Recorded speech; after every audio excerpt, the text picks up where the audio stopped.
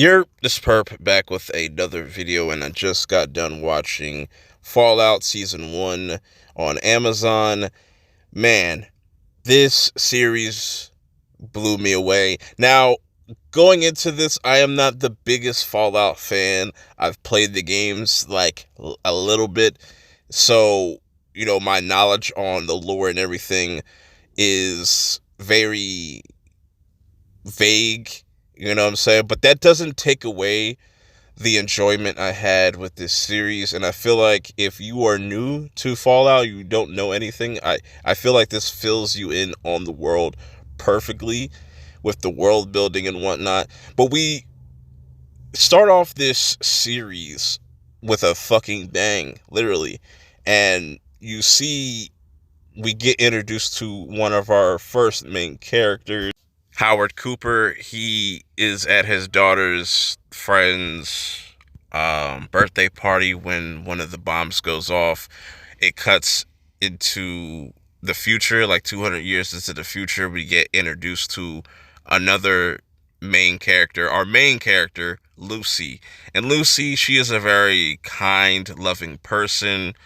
They kind of show you exactly how her upbringing was growing up in this Vault 33. Everything seems so nice. She's getting ready to be married to another person in a different vault. They've never met these people or just don't know them at all. And this is where things get really fucking interesting, because this first episode really sets the stage and sets the tone perfectly, as it gets to be revealed that these people and these other vaults are actually raiders, and these raiders start to do some heinous things and just start to attack everybody in Vault 33, including Lucy. And this is where you see Lucy just getting ragdolled and just fucked up, even though, she has been trained for these scenarios. They got caught completely lacking. And then what ends up happening is the leader of these raiders takes her father away from the vault, which leads Lucy to go on a mission to go find her father, while leaving her brother and her other family back to kind of figure things out within the vault. The other character we get introduced to is Max. He is pretty much a part of this brotherhood of knights that they wear these big ass mech suits. It's almost like a medieval-ish type of vibe. They're not as respected around the world or in the surface world, and the leader of the brotherhood really wants to change that. So Max being like my least favorite character out of this, he still has an interesting arc because he's alone and he really wants to make his way up in this whole brotherhood situation. His friend is able to go on this mission, and what ends up happening to her, she gets injured. He is looked at and blamed for such thing, but it gets revealed later that it actually was her that did it, that injured herself, which is kind of shitty when I thought about it. I was like, damn, I went through all this, but ends up tagging along with this other knights as punishment, I guess. And what ends up happening is they make like this detour on the way to their mission, because there's this mission that the leader of the Brotherhood wants them to go search for this target, bring this target back, because they have this very special relic that is the big MacGuffin or whatever that everybody's looking for within this first season. So on this detour that Max and his knight take, they cross paths with this mutated bear. This bear fucks this knight up, and this knight ends up being to be revealed Michael Rappaport. And it's just like, man, terrible timing, but at the same time he ends up getting killed. So now Max has to kind of step in as this knight and kind of play knight. He has to continue and follow through with this mission, even though it's kind of dangerous for him not letting the Brotherhood know what happened to the previous night. So he is dealing with like imposter syndrome for a good majority of this season. But what ends up happening is these three characters start to cross paths, and they're all kind of looking for the same thing. This Dr.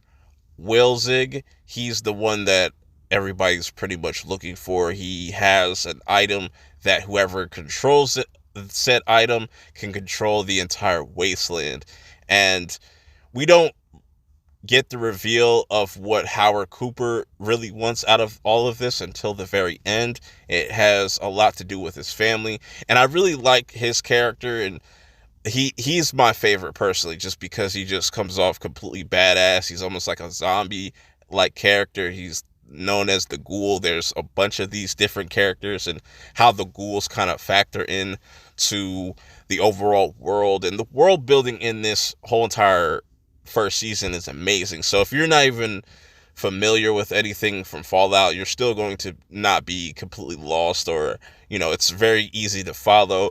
So what ends up happening with this doctor is he ends up killing himself. But if Lucy is able to take just his head to the leader of the Raiders that we saw the first episode, Muldar, I think that's what her name is, I'm probably mispronouncing it.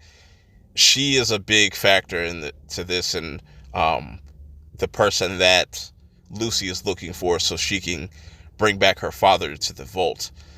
And the doctor lets her know, if you just bring my head as an exchange, like, I'm pretty sure you'll be able to be reunited with with your father.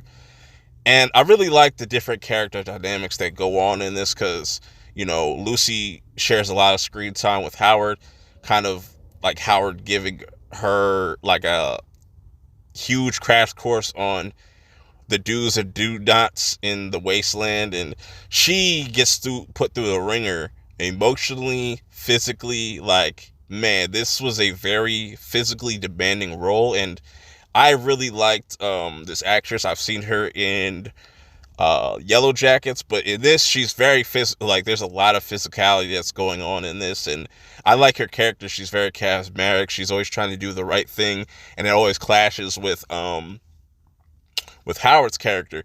But even when we get to see Howard's backstory and how he's connected to a lot of what was going on in this whole inception, and just how things kind of started from the beginning, and the people involved are into these sinister things with these different vaults, which gets revealed with Norm's character, that's Lucy's brother, because he has to kind of fall back, and he doesn't really have a purpose. I wish we got a little bit more of Norm, because that was a really dope part of the story, and just how everything started to kind of piece itself together, and the storyline with Howard's backstory connecting with what Norm was doing, connecting with Lucy and her father.